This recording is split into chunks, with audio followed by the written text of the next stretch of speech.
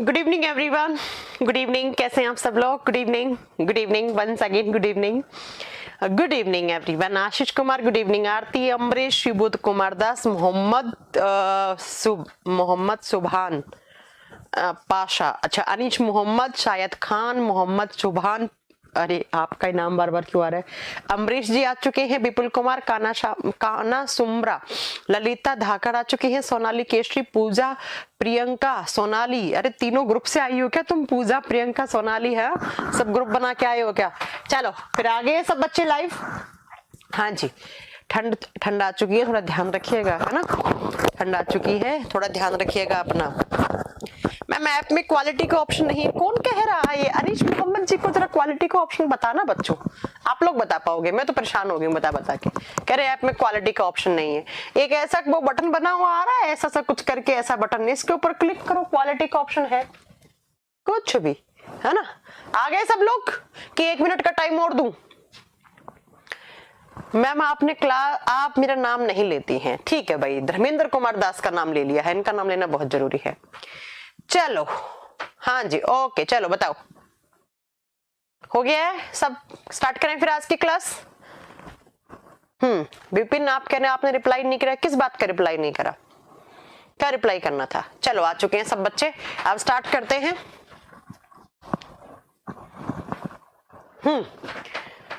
तो यहां तक हमारी कौन कौन सी विटामिन कंप्लीट हो गई थी, ये बताइए जरा।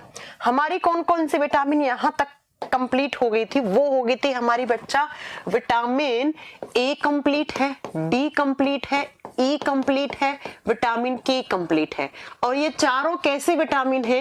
ये चारों होती है फैट सोल्यूबल विटामिन, वसा में घुलनशील विटामिन। ऐसे विटामिन जिसको घुलने के लिए क्या चाहिए होता है? फैट चाहिए होता है। ये वसा को ढूंढ ढूंढ के उसके अंदर डिसॉल्व हो जाती है। अब हमारी कौन कौन सी विटामिन बची? तो हमारी विटामिन बची है वाटर सोल्यूबल, और वाटर सोल्यूबल में आप लिखोगे पहले विटामिन सी, पहले लिखेंगे विटामिन सी, विटामिन सी। उसके बाद बी जो है वो कॉम्प्लेक्स होती है, पहले ही पढ़ा चुकी हूं। कॉम्प्लेक्स का मतलब होती है कि वो जटिल है, और जटिल का मतलब क्या है कि उसके टाइप्स होते हैं, उस विटामिन के टाइप्स होते हैं, ठीक है। और जब हम बात करते हैं यहां पर विटामिन सी के बारे में, तो विटामिन सी का केमिकल नेम क्या होता है? इसे केमिकली किस नाम से जाना जाता है? तो विटामिन सी को कहा जाता है एस्कोर्बिक एसिड। विटामिन सी को कहा जाता है एस्कोर्बिक एसिड या एस्कोर्बिक अम्ल, हिंदी में सेम नाम हो जाएगा, बस एसिड को आप अम्ल लिख दीजिएगा। इसका रासायनिक नाम क्या होता है? तो आप बताओगे इसको केमिकली हम किस नाम से जानते हैं? एस्कोर्बिक एसिड के नाम से। और जब बात करते हैं इसके सोर्सेस की, किसके सोर्स क्या है, इसके स्रोत क्या है, क्या खाएं कि हमें विटामिन सी मिले? तो बेसिकली इसके मेजर सोर्सेस होते हैं सिट्रस फ्रूट। सिट्रस का मतलब होता है बच्चों जो खट्टे फल होते हैं, खट्टे फल, या कभी कभी एग्जाम में आता है जो रो फ्रूट्स होते हैं। रो फ्रूट्स का मतलब होता है जो कच्चे होते हैं थोड़े से, जैसे कच्चा आम हो गया, कच्चा अमरूद हो गया, उनमें ये ज्यादा होती है विटामिन सी, है ना? समझ में आ रहे हैं ना? चलो हाँ जी, सबको गुड इवनिंग, सबको गुड इवनिंग, सबको good evening, good evening, good evening, good evening, ठीक है। बार बार गुड इवनिंग क्यों बोल रहे हो? आप क्लास में लेट आए हो, इसका मतलब आप जब बोलोगे गुड इवनिंग तो आपको आंसर मिलेगा, ऐसा जरूरी थोड़ी है। अब सिट्रस फ्रूट या जो कच्चे फल होते हैं उनमें विटामिन सी की मात्रा बहुत ज्यादा होती है। फॉर एग्जाम्पल लिख लो आप, बहुत सारे आप एग्जाम्पल खट्टे फल जो खाने में हल्के से खट्टे लगते हैं, ऑरेंज, संतरा हो गया, लेमन लिख लो, नींबू हो गया। इसके अलावा जो आंवला है, आंवला इसका बहुत अच्छा सोर्स होता है। अंगूर लिख लो बच्चा, अंगूर भी अच्छा सोर्स होता है। या आप लिख लो इमली में भी होता है। इसके अलावा आप अगर बात करोगे तो कच्चा आम हो गया, उसके अंदर होता है। बाकी मौसम्बी हो गया, मौसम्बी खाते हो ना, मौसम्बी क्या खाते हो, उसका जूस ज्यादा पीते होंगे आप, है ना? उन सब में ये ज्यादा होता है। अब एग्जाम में आता है कि वो कौन सी वेजिटेबल है जिसमें, वेजिटेबल का मतलब सब्जियां, ये तो फ्रूट्स की कैटेगरी में आ गए ना सारे ऊपर वाले, तो वो कौन सी वेजिटेबल है जिसके अंदर बहुत ज्यादा विटामिन सी होता है? तब आप बताओगे कि जो हरी मिर्च होती है, ग्रीन चिलीज होती है, हरी मिर्च के अंदर बहुत सारा आप बताओगे विटामिन सी होता है। और ये बहुत बार एग्जाम में पूछा हुआ है, ये बहुत बार एग्जाम में पूछा हुआ है कि हरी मिर्च में कौन सा विटामिन सबसे ज्यादा पाया जाता है। तो आप क्या बताएंगे? हरी मिर्च के अंदर विटामिन सी भरपूर मात्रा में पाया जाता है। ये बिल्कुल दीपक ने बिल्कुल सही आंसर बताया भी है इसका आंसर। वाह, समझ में आ गई इतनी बात कि इसको केमिकल किस नाम से, केमिकल नेम क्या है इसका? अस्कॉर्बिक एसिड या अस्कॉर्बिक अम्ल किस में होता है? जो सिट्रस फ्रूट होते हैं या जो रो फ्रूट्स होते हैं, जो कच्चे फल होते हैं, उनके अंदर इसकी मात्रा ज्यादा होती है। प्लस जो हरी मिर्च होती है उनके अंदर भी ये विटामिन सी बहुत ज्यादा प्रेजेंट होता है। अब बात करते हैं विटामिन सी क्या काम करता है और ये अगर इसकी डेफिशिएंसी होगी तो क्या क्या बीमारियां हमें देखने को मिल जाएंगी। देखो, सबसे पहला मैंने आपसे एक प्रोटीन के बारे में बात की थी। कौन सा? कोलेजिन फाइबर, जिसको हम प्रोटीन भी बोल सकते हैं बिकॉज वो ऐसा फाइबर है जो प्रोटीन की फॉर्म में भी प्रेजेंट हो सकता है। सबसे पहला इसका फंक्शन क्या है? तो लिखेंगे it is helpful in formation of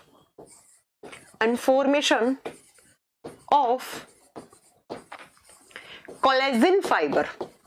यह कोलेजिन रेशों के निर्माण में सहायक है। क्या काम करता है आप बताओगे? जो कोलेजिन रेशे होते हैं उनके निर्माण में सहायक होता है। और कोलेजिन फाइबर के बारे में मैंने आपको पहले ही बताया था कि कोलेजिन फाइबर होते हैं वो ऐसे फाइबर होते हैं जो हमारी स्किन में होते हैं और प्लस ये कहां पर पाए जाते हैं? ये हमारे कनेक्टिव टिश्यूज में होते हैं। एक तो स्किन में होंगे और दूसरे ये कहां पर होंगे? ये कनेक्टिव टिश्यूज में होंगे। कनेक्टिव टिश्यू बोले तो संयोजी ऊतकों में और हमारी त्वचा में ये पाए जाते हैं। और मैंने ये भी बताया था कि कभी एग्जाम में क्वेश्चन आ जाए कि जीव जंतुओं में सर्वाधिक मात्रा में पाए जाने वाली प्रोटीन कौन सी है, तो आप आंसर करके आएंगे कोलेजिन। और कोलेजिन प्रोटीन का काम क्या होता है? बच्चों, कहीं पर भी आपको स्किन पे चोट वोट लग गई, आपका कोई कनेक्टिव टिश्यू है वो डैमेज हो गया, तो और वो जो जहां पर आपको चोट लगी है या जहां पर आपका जो कनेक्टिव टिश्यू है वो खराब हुआ है, उस हिस्से के ऊपर वापस रिकवर करने का, उस हिस्से की वापस रिकवरी करने का काम कौन करते हैं? कोलेजिन फाइबर करते हैं। और इन कोलेजिन को कौन बना रहा है? Vitamin C. इसका मतलब मैम क्या मैं ये लिख सकती हूं कि vitamin C is helpful in wound healing? क्या मैं ऐसा लिख सकती हूँ बच्चों? ये घाव भरने में सहायक होता है। एग्जाम में क्वेश्चन आता है कौन सा विटामिन है जो घाव भर सकता है, घाव भरने में सहायक कौन सा विटामिन होता है? तो आप क्या बताओगे? घाव भरने में सहायक होता है वो अस्कॉर्बिक एसिड, बोले तो विटामिन सी होता है। कैसे होता है मैम? जहां पर भी कहीं चोट लगती है तो उस घाव को वापस रिकवर करने में, उस क्षतिग्रस्त भाग की मरम्मत करने के लिए कोलेजिन फाइबर चाहिए होते हैं और उन्हीं कोलेजिन फाइबर का निर्माण करता है कौन? Vitamin C. इसीलिए हम इसे बोलते हैं वाउंड हीलिंग विटामिन। अगला मैं पढ़ा चुकी हूं। मैंने जब विटामिन ए करवाया था तब मैंने ये भी बताया था कि विटामिन ए एंड सी दोनों ऐसे विटामिन हैं जो इम्यूनिटी इंक्रीज करने का काम करते हैं। क्या करते हैं? इम्यूनिटी इंक्रीज करने का काम करते हैं। ये बात पढ़ाई थी ना बच्चों मैंने आपको। ये आपके इम्यून सिस्टम को स्ट्रॉन्ग करते हैं। आपको याद होगा जब कोविड बहुत ज्यादा पीक पे था उस समय एक समय ऐसा आया था कि मेडिकल स्टोर पे विटामिन सी की टैबलेट नहीं मिल रही थी, इसकी भी ब्लैक मार्केटिंग होने लग गई थी, काला बाजारी होने लग गई थी। क्यों होने लग गई थी? क्योंकि जो विटामिन सी है वो इम्यून सिस्टम जनरेट करने में हेल्प करता है, इम्यून सिस्टम को स्ट्रॉन्ग करने का काम करता है। तो बहुत सारे लोग क्या करने लग गए थे कि अपना मार्केट से, जो अपना मेडिकल स्टोर से विटामिन सी ला के बहुत सारी खाने लग गए थे। और कुछ इतने पागल होते हैं, जो वहमी लोग होते हैं, जो बहुत ज्यादा डरपोक होते हैं, वो उनको चाहिए होता है टैबलेट का एक पत्ता 10 पत्ते लेकर आ जाते हैं एक साथ। बाकी के लोगों को जिनको जरूरत होती है उनको मिल ही नहीं पाती है समय पे। तो vitamin A and vitamin C दोनों ही विटामिन कैसी होती हैं, इम्यून सिस्टम स्ट्रॉन्ग करने वाली या इम्यूनिटी इंक्रीज करने वाली विटामिन। अब आप कहो इन दोनों में से ज्यादा, बेटा जब एक कोई अडल्ट है तो अडल्ट के लिए विटामिन सी बहुत ज्यादा जरूरी है और बच्चे के अंदर इम्यूनिटी लेवल बढ़ाने वाला विटामिन ए होता है। लेकिन दोनों ही अपनी अपनी जगह काम करते हैं, दोनों ही सही मात्रा में होना चाहिए, कोई भी कम नहीं होना चाहिए। तो आपसे पूछेगा कौन से विटामिन इम्यून सिस्टम स्ट्रॉन्ग करेंगी, तो ए एंड सी। अब जो भी ऑप्शन होगा वो आपका सही होगा। अगला एक तो हो गया ये वाउंड हीलिंग विटामिन, घाव भरने में सहायक होता है। नेक्स्ट इम्यून सिस्टम इंक्रीज करने का काम करता है। अगला आप क्या बताओगे, विटामिन सी जो होता है वो हेल्प करता है, it is also helpful in absorption of iron. इसका मतलब क्या हो गया, ये आयरन के अवशोषण में सहायक है। हमारे बॉडी में आयरन होता है, आयरन या आप बोल सकते हो लोहा, आयरन के अवशोषण में सहायक है। अब आप सब जानते हैं कि हमारे खून में आयरन पाया जाता है और अगर खून में आयरन नहीं होगा तो हमें अनीमिया हो जाएगा। तो उसी आयरन का अवशोषण करवाने में सहायक होता है, आयरन के अवशोषण में सहायक है। तो एग्जाम में देखो, आपको याद है जब मैंने विटामिन डी करवाया था तो आपको मैंने क्या बताया था कि विटामिन डी किसके एब्जॉर्प्शन में हेल्प करता है, कैल्शियम के एब्जॉर्प्शन में। और कैल्शियम किसके लिए अच्छा होता है, हमारी हड्डियां और दांतों के लिए। वैसे ही ठीक वैसे ही आयरन के एब्जॉर्प्शन में कौन सा विटामिन हेल्प करता है, तब आप क्या बताओगे, वो होता है विटामिन सी। और आयरन किस में होता है, तो हमारे ब्लड में। तो कहीं ना कहीं हमारे खून के अंदर जो आयरन बन रहा है उसका अब्जॉर्प्शन, उसका अवशोषण करने में सहायक कौन सा विटामिन होता है, आप बताओगे विटामिन सी होता है। नेक्स्ट विटामिन सी को कहा जाता है anti carcinogenic vitamin. Vitamin C को कहा जाता है एंटी कार्सिनो जेनिक विटामिन। और हिंदी मीडियम वाला बच्चा लिखेगा इसे कैंसर रोधी विटामिन कहा जाता है। इसे कैंसर रोधी मतलब कहने का मतलब क्या हो गया, आपके बॉडी में ये विटामिन सी क्या करेगा, कैंसर कोज करने वाले जो एलिमेंट्स होते हैं उन्हें डिस्ट्रॉय करने का काम करेगा, उन्हें नष्ट करने का काम करेगा। ऐसे एलिमेंट्स या ऐसे केमिकल्स या ऐसे जीन, जो जीन है, ऐसे जीन जिनमें म्यूटेशन होने की वजह से आपको कैंसर हो सकता है, उन्हें ऑन्कोजीन कहा जाता है। या ऐसे केमिकल्स या ऐसा कोई पार्टिकल जिसकी वजह से आपको कैंसर हो सकता है, ऐसा कोई एलिमेंट, उसे कहा जाता है कार्सिनोजेनिक एलिमेंट। और मैंने लिखा है एंटी कार्सिनोजेनिक एलिमेंट। तो विटामिन सी क्या करता है, ऐसे एलिमेंट्स को या ऐसे कोई पार्टिकल्स जिनकी वजह से आपके शरीर में कैंसर हो सकता है उनको मारने का काम करता है। इसीलिए आपसे एग्जाम में क्वेश्चन आता है, अक्सर बहुत सारे एग्जाम में क्वेश्चन पूछा हुआ है कि एंटी कार्सिनोजेनिक विटामिन हम किस विटामिन को मानते हैं, तो आप क्या बताओगे, हम बताएंगे वो होता है विटामिन सी। Vitamin C. अगला नेक्स्ट विटामिन सी के बारे में जब अगली बात करते हैं तो विटामिन सी को कहा जाता है heat sensitive vitamin. It is also known as heat sensitive vitamin. और हीट सेंसिटिव विटामिन का मतलब क्या है, ये ऊष्मा के लिए बहुत संवेदनशील है। कहने का मतलब है इस विटामिन को अगर आपने ज्यादा हीट दे दी, अगर आपने इस विटामिन को ज्यादा हीट दे दी, ज्यादा ऊष्मा दे दी, तो ये विटामिन वहां से डेड भी हो सकता है, मतलब वहां से खत्म भी हो सकता है ये विटामिन। इसलिए इसे हीट सेंसिटिव विटामिन भी कहा जाता है। तो थोड़ा सा याद रखिएगा, अगर एग्जाम में क्वेश्चन पूछ ले कि किस विटामिन को हम हीट सेंसिटिव विटामिन कहते हैं, तो आप बताओगे वो vitamin C. Next vitamin C को ही कहा जाता है एंटीऑक्सीडेंट विटामिन। आपको अगर याद होगा तो मैंने पढ़ाया था एंटीऑक्सीडेंट विटामिन दो होते हैं। कौन कौन से होते हैं एंटीऑक्सीडेंट विटामिन, एक ई पढ़ाया था और आज आप सी पढ़ रहे हो, और बहुत अच्छे से एक्सप्लेन किया था कि what is the exact meaning of antioxidant term. इसे हम क्या बोलते हैं, प्रतिऑक्सीकारक विटामिन कहते हैं। अब कौन बच्चा मुझे बताएगा कि प्रतिऑक्सीकारक का मीनिंग क्या था, एंटीऑक्सीडेंट का मीनिंग क्या था, क्योंकि मैं पढ़ा चुकी हूं। ये दोनों ही विटामिन जो है वो एंटीऑक्सीडेंट विटामिन कहलाती हैं, vitamin E and vitamin C. अब जल्दी से आप लोग मुझे बताइएगा कि मीनिंग क्या है एंटीऑक्सीडेंट का, पढ़ा चुकी हूं मैं, प्लीज कॉमेंट कीजिए और थोड़ा सा फास्ट कीजिए।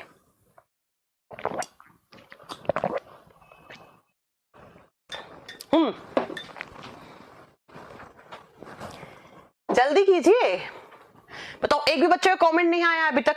यस, सूर्यकांत ने बिल्कुल सही बोला है और मुस्कान ने भी थोड़ा कुछ हद तक सही बोला है, खुशी ने सही बोला है, सोनाली ने सही बोला है।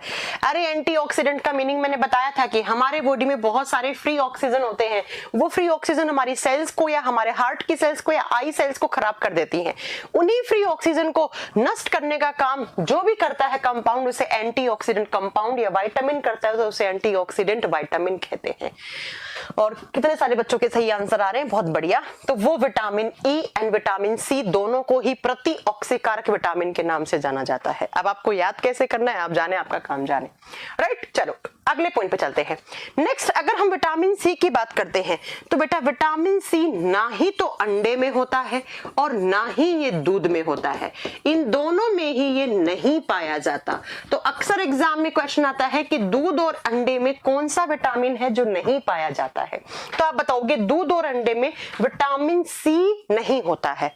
अप्रोक्स अगर दूध और अंडे की बात करते हो तो सी वगैरह को छोड़ के ऑलमोस्ट सारे विटामिन हो जाते हैं, ऑलमोस्ट सारे विटामिन हो जाते हैं। कौन सा नहीं है तो आप बताओगे अंडे और दूध में विटामिन सी नहीं होता, इसीलिए तो हम दूध को कंप्लीट न्यूट्रिशन नहीं मानते हैं। क्यों? दूध को संपूर्ण आहार नहीं माना जाता है क्योंकि दूध के अंदर विटामिन सी नहीं होता है, तो विटामिन सी दूध के अंदर नहीं है। अब ये इतनी सारी बातें होगी विटामिन सी की। अब ये बताओ कि अगर आपके बॉडी में विटामिन सी की डेफिशिएंसी हो गई तो आप खुद बता सकते हो क्या क्या बीमारियां सामना करना पड़ जाएगा आपको। पहला सुनो, देखो, अगर विटामिन सी की कमी हुई तो कमी के कारण बीमारी कौन कौन सी हो सकती है, डेफिशिएंसी डिजीज कौन कौन सी हो सकती है। सबसे पहली एक तो होती है स्कर्वी, बड़ी फेमस है स्कर्वी। और स्कर्वी में क्या होता है, स्कर्वी में जब आपके बॉडी में बहुत ज्यादा विटामिन सी की कमी हो जाती है तो आपके मसूड़े जो हैं वो बहुत कमजोर से हो जाते हैं, और क्योंकि मसूड़ों के अंदर कोलेजन वगैरह की मात्रा की कमी आ जाती है और मसूड़ों वगैरह के कनेक्टिव टिश्यू है, मांसपेशी जो मसल्स है वो कमजोर हो जाती हैं, और आप जब ब्रश वगैरह करते हैं तो आपके इन मसूड़ों से ब्लीडिंग होने लग जाती है, आपके इन मसूड़ों से खून निकलने लग जाता है। और जब कभी किसी इंसान के शरीर के अंदर विटामिन सी की कमी के कारण मसूड़े कमजोर हो जाएं या मसूड़ों की मांसपेशियां कमजोर हो जाएं और उसको ब्रश करते समय उस ब्रश के साथ खून वगैरह निकल जाए तो उसी को ही स्कर्वी कहा जाता है, उसी को ही स्कर्वी कहा जाता है। और ये स्कर्वी किसके कारण होती है, ये विटामिन सी की कमी के कारण देखा जाता है। करेक्ट है, बात यहां तक समझ में आ गया। अब सुनो नेक्स्ट, अगर मैं आपसे पूछूं कि और विटामिन सी की कमी से आपका इम्यून सिस्टम कमजोर हो सकता है क्योंकि ये इम्यूनिटी इंक्रीज कर रहा है, इसके अलावा आयरन का एब्जॉर्प्शन मतलब ठीक से नहीं होगा। नेक्स्ट, एंटी कार्सिनोजेनिक विटामिन है, तो अगर विटामिन सी की कमी हुई तो ये कैंसर कॉजिंग जो एलिमेंट्स है या कैंसर कॉजिंग जो केमिकल्स है वो बढ़ सकते हैं, जिससे कैंसर होने के खतरा बढ़ सकता है। हीट से इसका तो चलो कोई बात नहीं, एंटीऑक्सीडेंट विटामिन है ये। तो सोचिए इतने सारे काम किसके हैं, विटामिन सी के हैं। मेन जो एग्जाम में देखी जाती है वो बीमारी लिखी हुई होती है स्कर्वी। वो कौन सी लिखी हुई होती है, वो स्कर्वी ही लिखी हुई होती है। ठीक है, हाँ जी। तो ये आपका है विटामिन सी जो खट्टे फलों में होता है लेकिन दूध और अंडे में नहीं होगा। इसके अलावा विटामिन सी एंटीऑक्सीडेंट होता है, हीट सेंसिटिव होता है, मतलब हीट के प्रति सेंसिटिव विटामिन है ये। इसके अलावा जो विटामिन सी है वो इम्यून सिस्टम भी इंक्रीज करने का काम करता है, इम्यूनिटी बूस्टर विटामिन कहा जाता है इसे। बाकी आप अच्छे से, अच्छा एक क्वेश्चन आता है एग्जाम में कि विटामिन सी का सबसे अच्छा सोर्स क्या है, तो अगर अंगूर है ऑप्शन में तो अंगूर करके आइएगा, आंवला है तो आंवला। अंगूर और आंवला में दोनों में ही बहुत भरपूर मात्रा में आपको विटामिन सी मिलता है। अंगूर और आंवला दोनों ही इसके अच्छे सोर्सेज माने जाते हैं। और कौन सी सब्जी में, तो हरी मिर्च में ज्यादा होता है, हरी मिर्च में ये विटामिन सी बहुत अत्यधिक मात्रा में पाया जाता है। तो ये हो गया आपका विटामिन सी।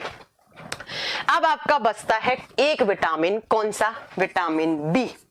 विटामिन बी बचता है जो किसके अंदर घुलता है, सिर्फ पानी के अंदर घुलता है। और विटामिन बी को हम कहते हैं, आप बताओगे कॉम्प्लेक्स विटामिन। क्यों कहते हैं इसे कॉम्प्लेक्स विटामिन, क्योंकि इसके टाइप्स होते हैं B1 B2 B3, क्योंकि इसके टाइप्स होते हैं B1 B2 B3। आगे आपको सारे पढ़ा दिए जाएंगे। संतरा नहीं होता नीतीश, अच्छा सोर्स बच्चा आप मानोगी अंगूर और आंवले को। अब बी के टाइप्स पढ़ना स्टार्ट करते हैं।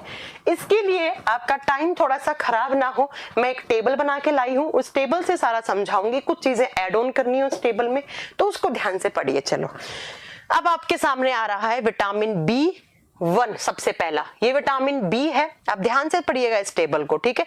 और कोई बच्चा ये नहीं चिल्लाएगा कि इंग्लिश में है हिंदी में नहीं है, इतने टर्म्स की इंग्लिश तो आपको आनी चाहिए और इसकी हिंदी भी आनी चाहिए, ठीक है। सुनो, आप ध्यान से सुनते जाइएगा।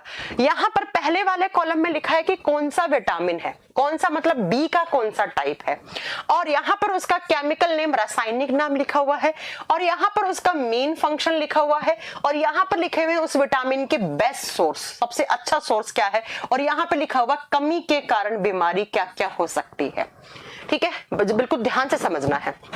सुनो, पहला है विटामिन B1। तो विटामिन B1 का केमिकल नेम क्या हो गया, थियामीन या थाइमीन, जैसे भी आप इसे लिखते हैं, ठीक है। थियामीन होता है, इसको केमिकल थियामीन या थाइमीन के नाम से जानते हैं। और जब बात करते हैं ये क्या काम करता है, तो देखो बोर्ड पे साफ साफ इसके फंक्शन लिखे हुए हैं। इट कन्वर्ट्स प्रोटीन, कार्ब्स मतलब carbohydrate, and fat from food into energy. ये विटामिन क्या करता है, आप जो न्यूट्रिएंट में प्रोटीन खाते हैं, कार्बोहाइड्रेट खाते हैं और जो फैट खाते हैं, उन सबसे एनर्जी रिलीज करवाने में सहायक होता है। तो आप क्या लिखोगे, यह विटामिन शर्कराओं, प्रोटीन और वसाओं से ऊर्जा के उत्पादन में सहायक होता है। नेक्स्ट लिखा हुआ है कि फिर वो जो एनर्जी मिलती है वो किसके पास जाती है, वो नर्वस सिस्टम के पास जाती है, वो नर्वस सिस्टम के पास, तंत्रिका तंत्र के पास जाती है। नेक्स्ट, डीएनए के सिंथेसिस में भी हल्का फुल्का ये हेल्प करता है। तो इसका मतलब ये जो विटामिन है वो एक तो नर्वस सिस्टम के लिए अच्छा हो गया है, तंत्रिका तंत्र के लिए अच्छा हो गया है, डीएनए के सिंथेसिस, डीएनए के संश्लेषण में सहायक हो रहा है, और प्रोटीन, कार्बोहाइड्रेट, फैट से क्या रिलीज करवा रहा है, एनर्जी रिलीज करवा रहा है। तो ये इसके फंक्शन हो गए, ये इसके काम हो गए। अब बात करते हैं इसके सोर्सेस क्या हैं। तो देखो, अनाज में होता है, इसके अलावा हम बात करते हैं तो कुछ बीज हो गए, बीज में जैसे आप ये खाते हैं ना, मूंग, मोठ, बाजरा, इसके अलावा दाल खाते हैं हम, और आप चावल खाते हैं, ये सारे सोर्स हैं। दूध हो गया, नट्स हो गए, ओट्स हो गया, बीफ वगैरह, अब बीफ वगैरह तो नहीं खाना चाहिए, है ना। राइस हो गया, चावल हो गया, गेहूं हो गया। अब लिखा हुआ है सोर्स, इसका मतलब ये नहीं कि मैं इसे प्रमोट कर रही हूँ, है ना। अब है सोर्स तो बताना पड़ रहा है मुझे एज ए बीइंग टीचर, है ना।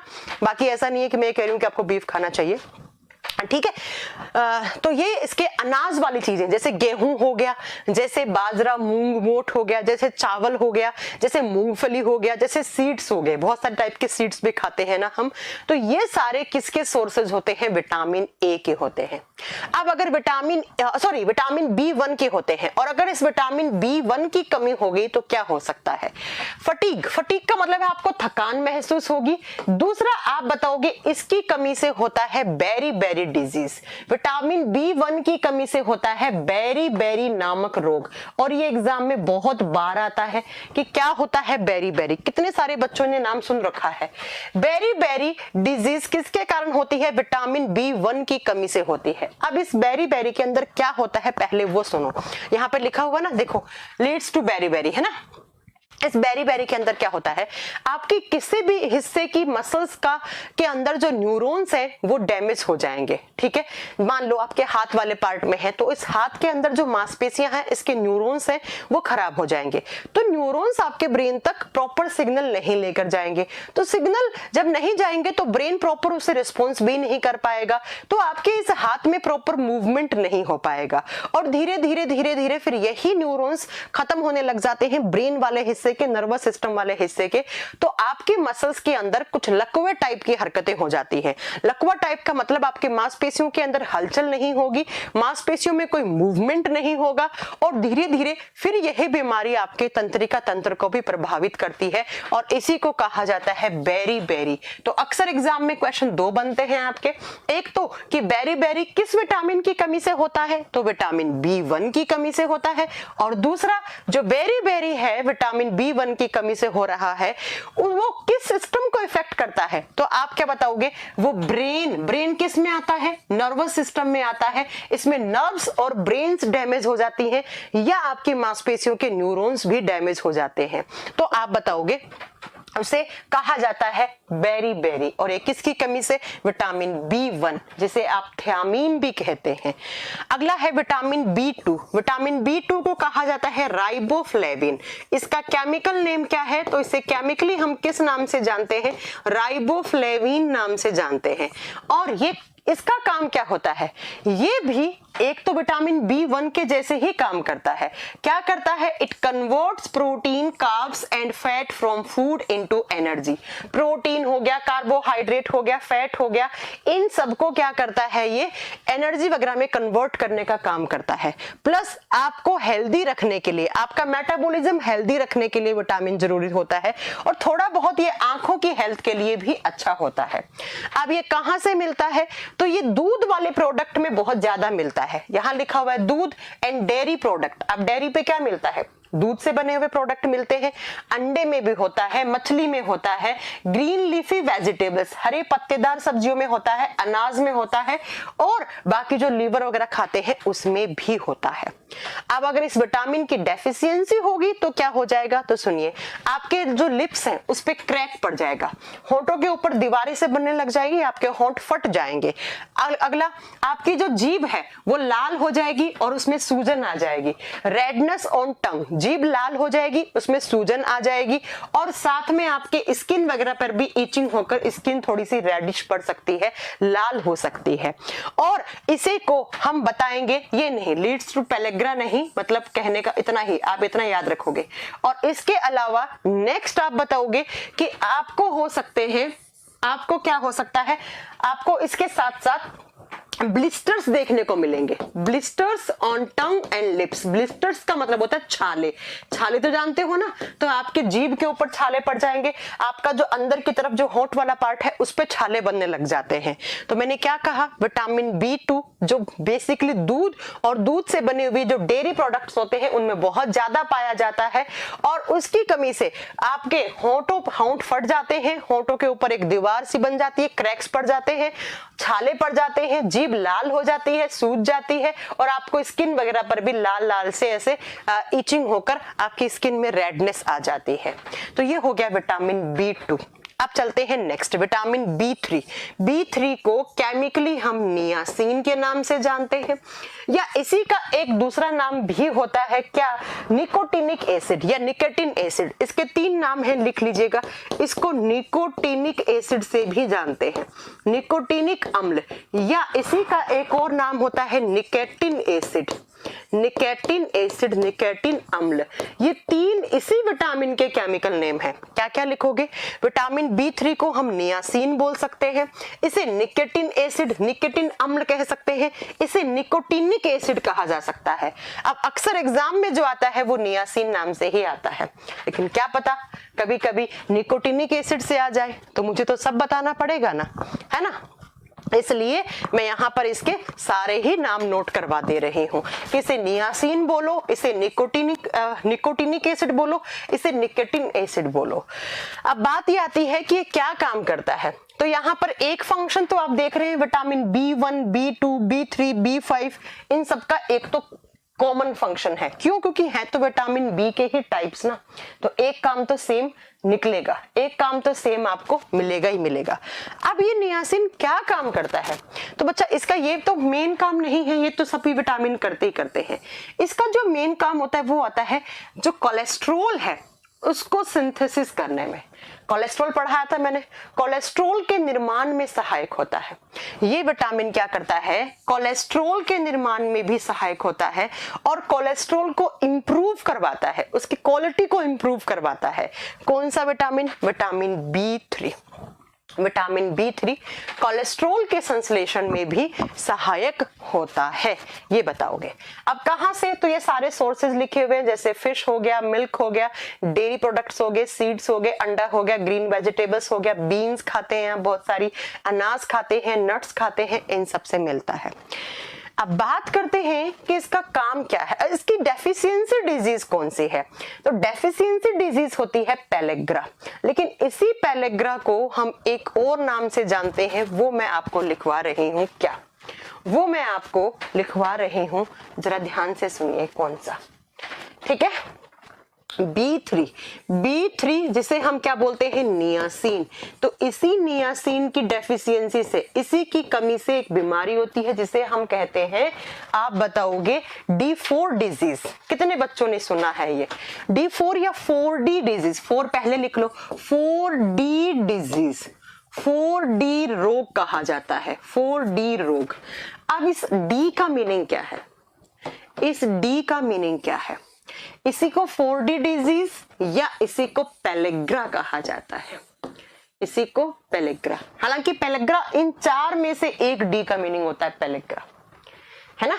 चलो सुनो क्या क्या होता है। पहले D का मतलब क्या होता है यहाँ पर? पहले D का मतलब होता है डर्मेटाइटिस।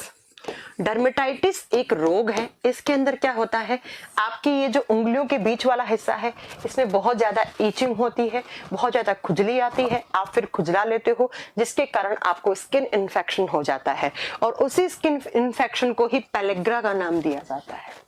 ठीक है, पहला तो ये हो गया। दूसरा आप बताओगे, दूसरा इसका मतलब होता है, डी का मतलब आप बताओगे यहाँ पर आपका जो मेमोरी है वो कमजोर हो जाती है और उसको बोलते हैं डेमेंशिया। डेमेंशिया, ठीक है। डेमेंशिया का मतलब होता है loss of memory.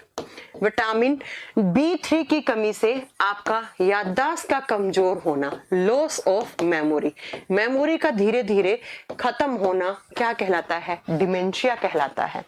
Next D का मतलब होता है, वो होता है बच्चा डायरिया।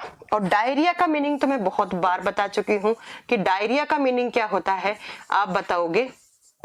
डायरिया का मीनिंग होता है उल्टी और दस्त होना, बहुत ज्यादा उल्टी आएगी एंड आपको लूज मोशंस हो जाएंगे।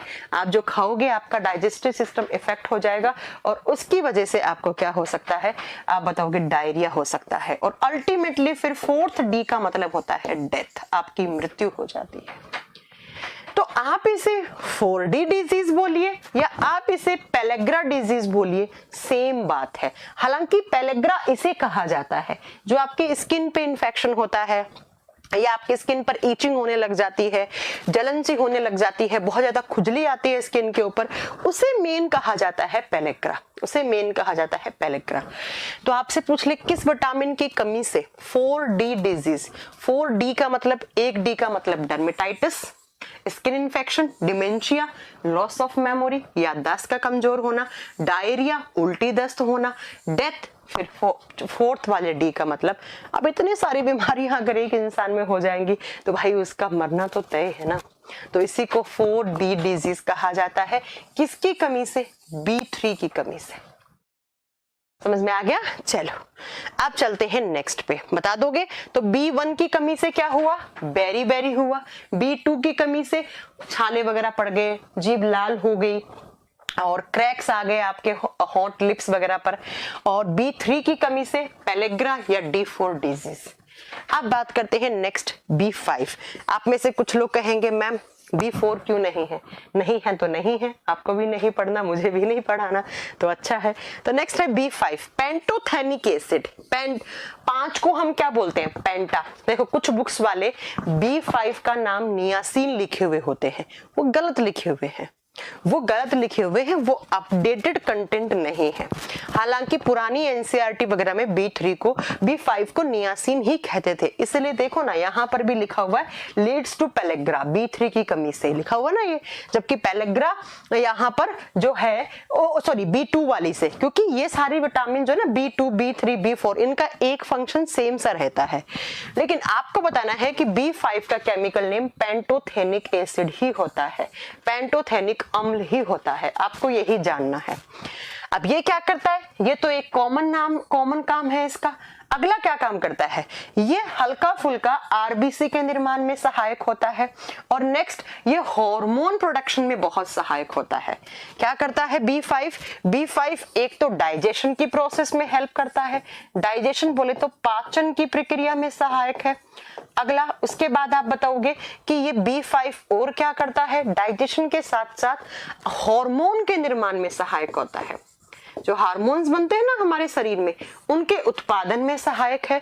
और नेक्स्ट आप बताओगे आरबीसी के प्रोडक्शन में हल्का फुल्का हेल्प करता है, रेड ब्लड सेल्स के निर्माण में भी ये सहायक होता है। सोर्सेज लिखे हुए हैं, आप देख लीजिएगा। और B5 की कमी से क्या होता है, अब कौन बच्चा मुझे बताएगा B5 की कमी से? B5 की कमी से बेटा एक तो, हाँ कौन बच्चा बताना चाहेगा, मैं बता रहा है कोई आंसर? B5 की जब कमी होती है तो आपके जो बाल है ना वो झड़ना शुरू हो जाते हैं, लॉस ऑफ हेयर्स, बालों का झड़ना स्टार्ट हो जाता है। एक तो ये है, बालों का झड़ना स्टार्ट हो जाता है। दूसरा, आपका डाइजेस्टिव सिस्टम प्रॉपर काम नहीं करेगा, बाल झड़ना स्टार्ट हो सकते हैं। और नेक्स्ट आप बताओगे हल्का फुल्का खून की कमी भी हो सकती है, क्योंकि आप देखिए ना ये आरबीसी के निर्माण में सहायक हो रहा है, लेकिन कोई प्रॉपर तरीके से खून की कमी नहीं होती है ना, कोई ऐसा बहुत बड़ा अनीमिया नहीं होगा कि आपको खून चढ़ाना पड़ जाए, इसलिए थोड़ा सा इसको आप अवॉइड भी कर सकते हैं।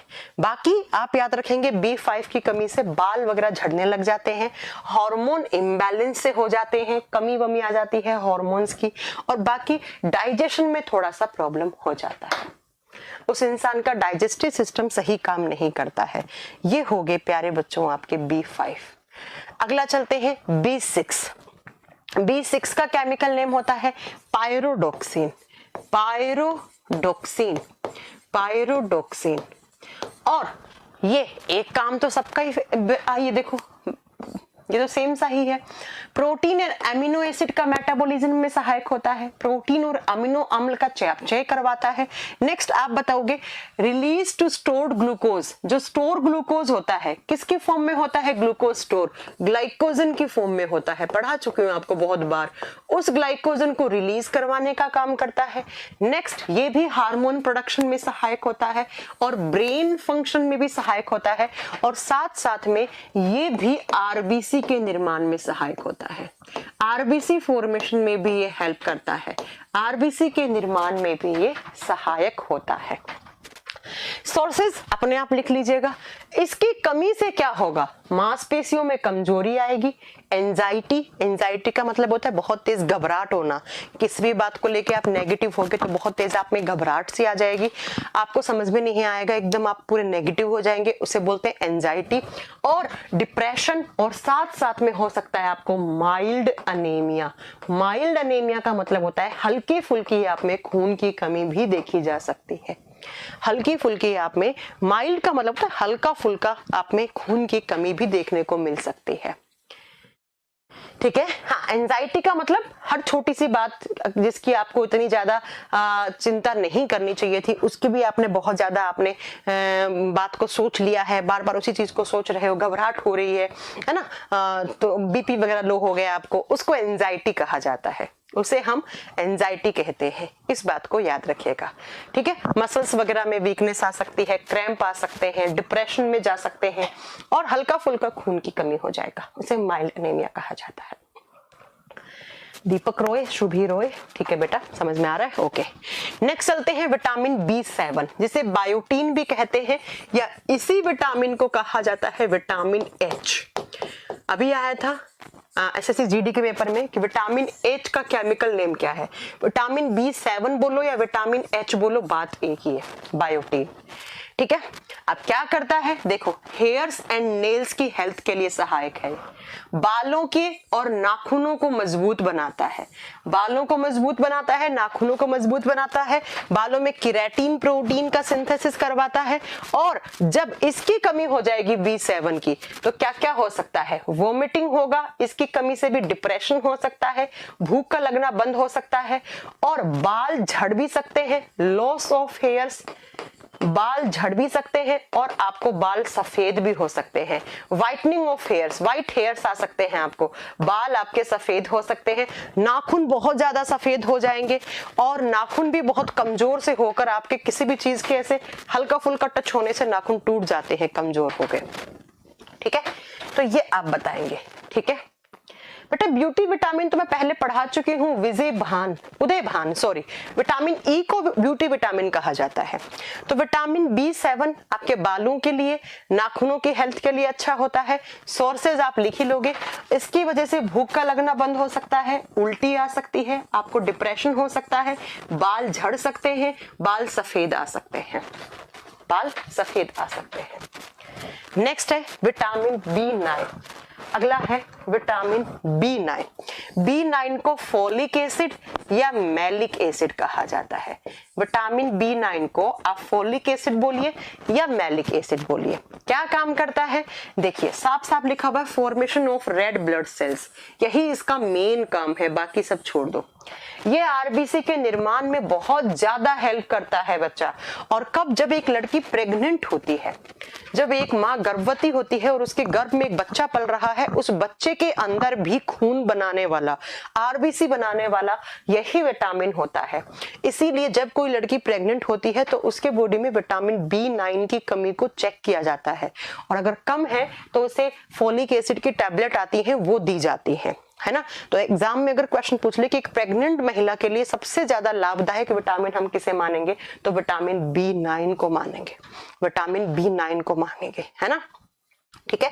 और ये क्या करता है, ये माँ के अंदर और माँ के जो वम में बच्चा है, गर्भाशय में जो बच्चा है, उन दोनों के अंदर ही खून बनाने में सहायक होता है, उन दोनों के अंदर भी खून बनाने में सहायक होता है।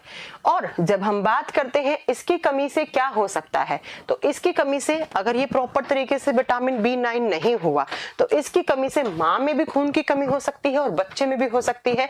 और ऐसी खून की कमी को क्या कहा जाता है, मैग्लोब्लास्टिक अनीमिया। थोड़ा सा इसका स्पेलिंग सही मैं यहाँ लिख देती हूँ, ठीक है।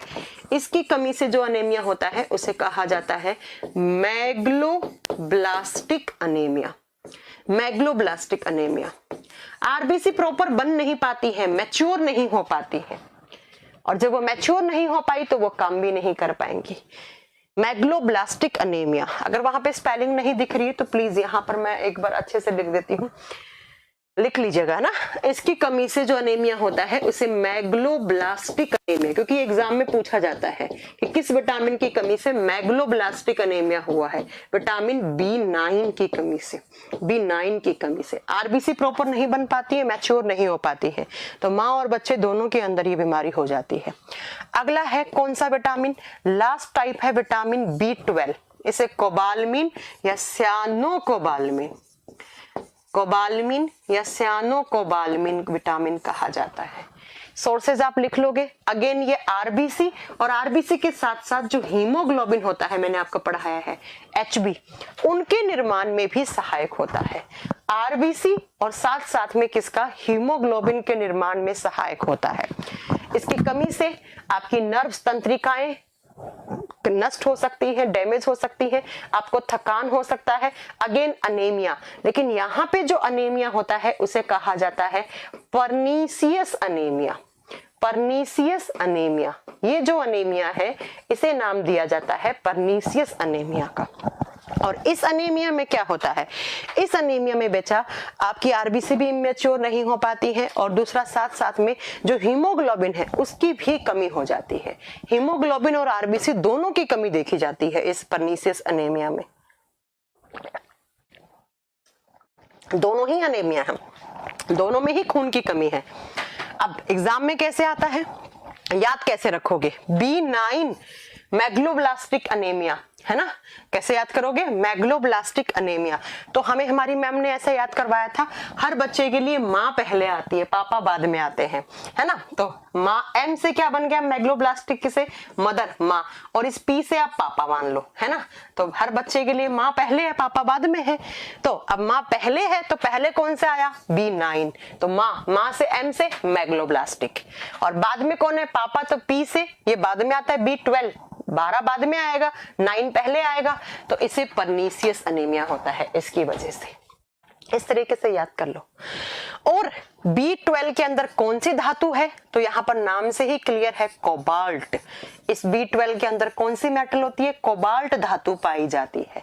तो अगर आपसे एग्जाम में क्वेश्चन पूछ ले किस विटामिन के अंदर कोबाल्ट मेटल होती है, तो विटामिन B12 के अंदर होती है, विटामिन B12 के अंदर होती है। याद कर लोगे।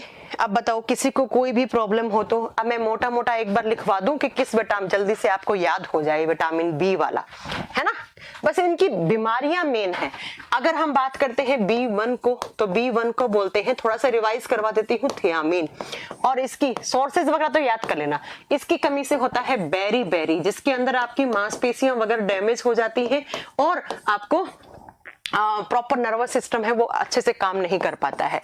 B2 को बोलते हैं राइबोफ्लेविन, डेयरी प्रोडक्ट में ज्यादा होता है और इसकी कमी से आपके होंठ वगैरह पे छाले पड़ जाते हैं, blisters on tongue and lips, जीभ वगैरह पे, होंठ वगैरह पर क्या हो जाते हैं, आपको छाले पड़ जाते हैं, जीभ लाल हो जाती है, रेडनेस आ जाती है जीभ के ऊपर, रेडनेस ऑन टंग, और साथ में आपकी जो जीभ है उसमें सूजन आ जाती है, प्रॉपर खाना वाना खाने में प्रॉब्लम होती है।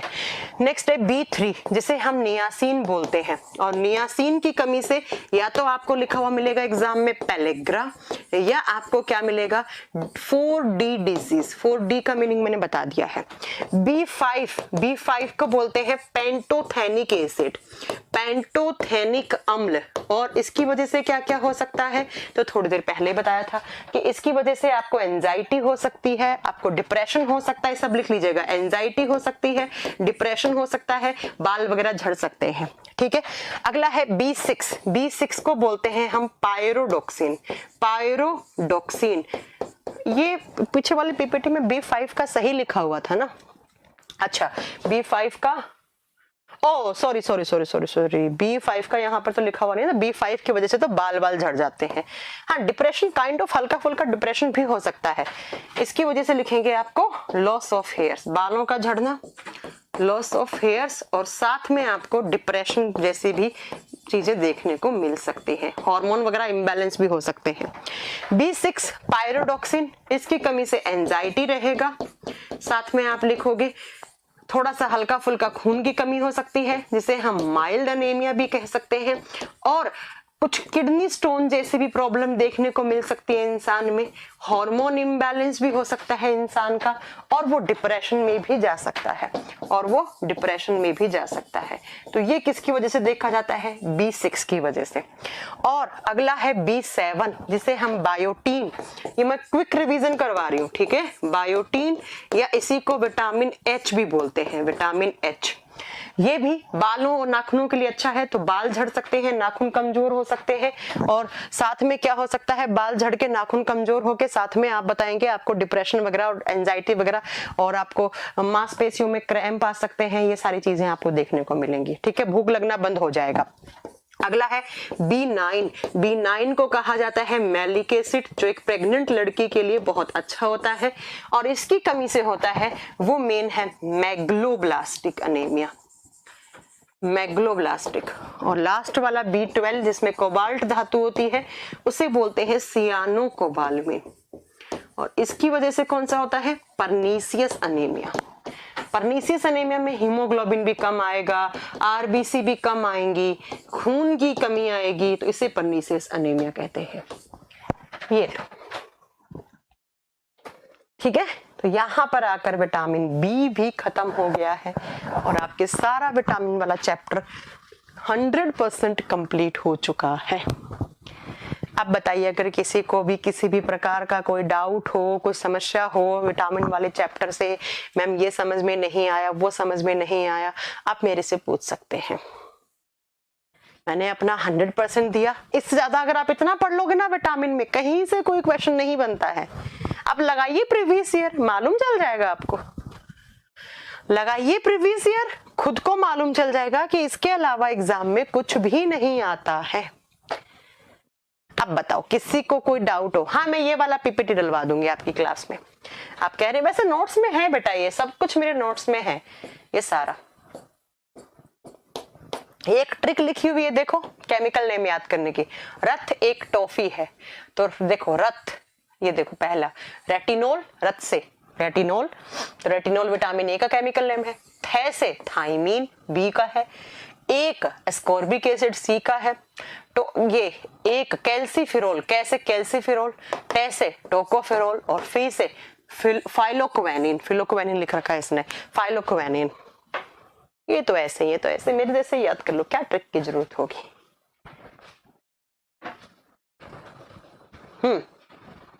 कोई डाउट नहीं है, ठीक है। तो यहाँ पर आपका विटामिन वाला चैप्टर मेरी तरफ से 100% कंप्लीट होता है। अब हम मिलेंगे अगली क्लास में एक नए चैप्टर के साथ। तब तक अपना ध्यान रखिए, अच्छे से रहिए, खुश रहिए। Bye bye, good night, take care.